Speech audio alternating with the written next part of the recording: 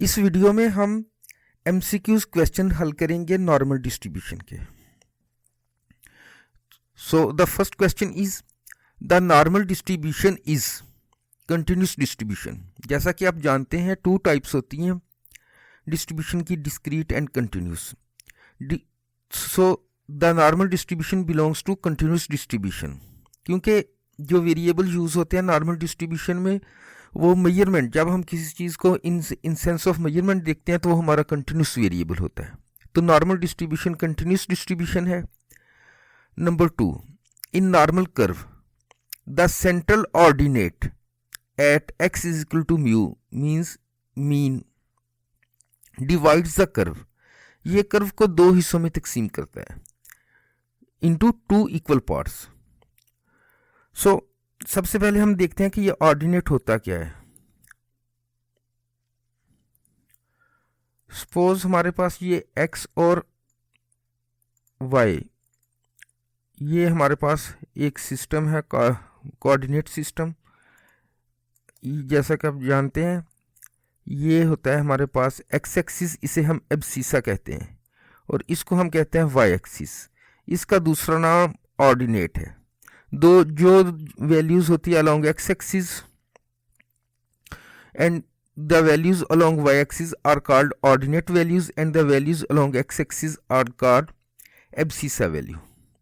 So normal distribution जो होती है वो होती है बेल शेप, और ये ऑर्डिनेट उसके मीन पे कट करता है इस टाइप की। रेंज इसकी -∞ to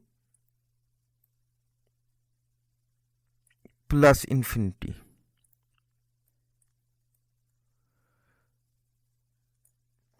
so normal distribution the central ordinate, ये सेंट्रल ऑर्डिनेट है जो कि मीन पे होता है। एक्स इज इक्वल टू, इसका नॉर्मल डिस्ट्रीब्यूशन का ऑर्डिनेट मीन पे होता है।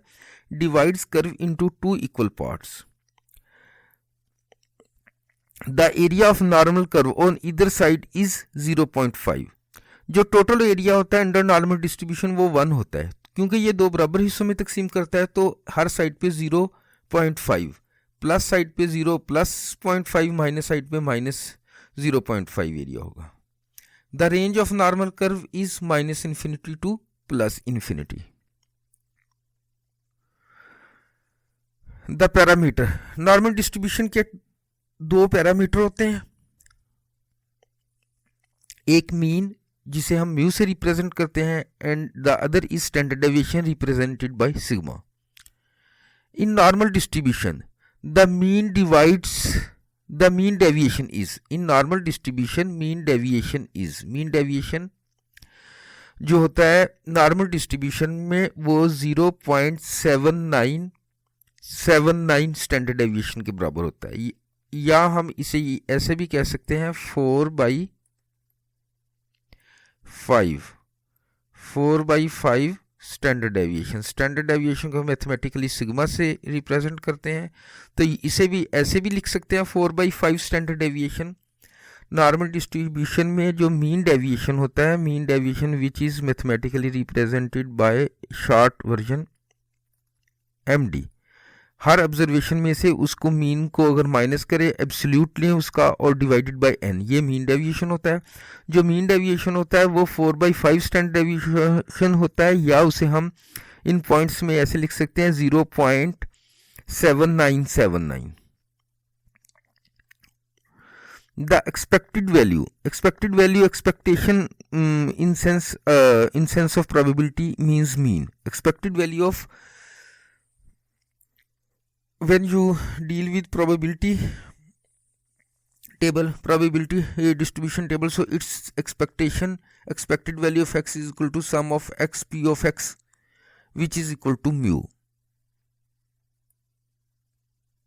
like sum of x p of x.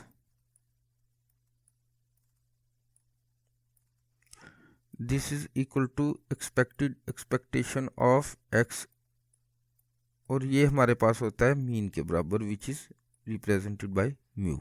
So in a normal distribution the quartile deviation, as you know quartile deviation constitute Q3 minus Q1 divided by 2.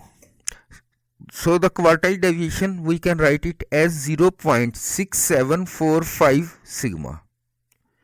दूसरे लफ्ज़ों में हम ऐसे भी कह सकते हैं 2/3 स्टैंडर्ड डेविएशन, ये इसके बराबर भी होता है क्वार्टाइल डेविएशन, या इसे हम 0.6745 सिग्मा में कह सकते हैं। In a normal distribution, normal distribution में मीन मीडियन मॉड इक्वल होते हैं, कोइंसाइड होते हैं।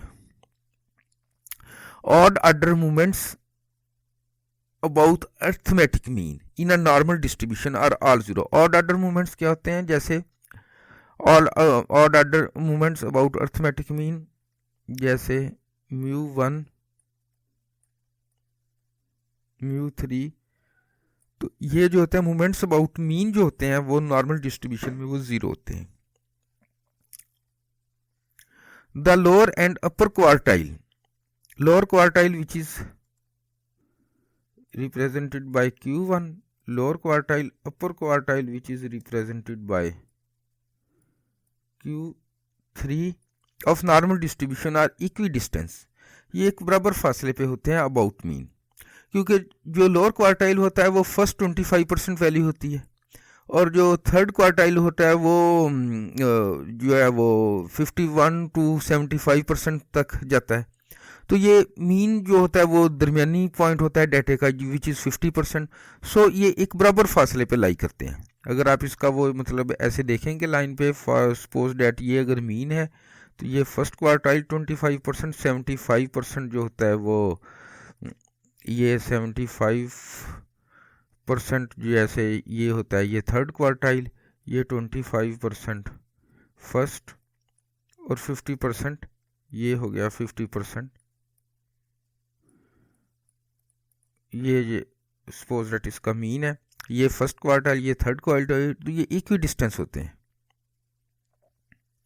और इनका जो फासला होता है उसे मैथमेटिकली अगर माइश की जाए तो वो 0.6745 सिग्मा, ये मतलब इनका जो है ना वो होता है। अच्छा, the value of maximum ordinate, ordinate as you know आप जैसा जानते हैं ये जो वैल्यूज अलोंग वाई एक्सिस होती है ये ऑर्डिनेट होती हैं। तो जो मैक्सिमम ऑर्डिनेट होगा नॉर्मल डिस्ट्रीब्यूशन में वो होगा 1/σ√2π। टोटल एरिया, जैसे कि हम पीछे भी उसको वो पढ़ चुके हैं कि जो ये इसकी जो कर्व होती है इसमें जो टोटल एरिया है वो यूनिटी के बराबर होता है। और दूसरा इसके जो नॉर्मल डिस्ट्रीब्यूशन है इसके फार्मूले में पाई और सिग्मा यूज़ होता है। पाई की वैल्यू जो है वो 3.1416 होती है अगर इसे 4 डिजिट तक राउंड कर लें। इसी तरीके से अगर ई की वैल्यू को 4 डिजिट तक राउंड करें तो ये होती है 2.7183। The point of inflection of the curve, जो पॉइंट ऑफ इन्फ्लेक्शन होते हैं नॉर्मल डिस्ट्रीब्यूशन में वो म्यू माइनस सिग्मा और म्यू प्लस सिग्मा होते हैं। पॉइंट ऑफ इन्फ्लेक्शन होते क्या है उस पर मैंने एक सेपरेट वीडियो बनाई है जिसका लिंक आपको एंड स्क्रीन पे मिल जाएगा। एंड स्क्रीन पे जब आप देखेंगे तो ये पॉइंट ऑफ इन्फ्लेक्शन और ऑर्डिनेट के बारे में जो है ना वो वीडियोस आपको मिल जाएंगी मेरी, जो इस पे सेपरेट बनाई हुई है। The mean of normal probability distribution को हम म्यू से रिप्रेजेंट करते हैं और इसका वेरिएंस होता है सिग्मा स्क्वायर।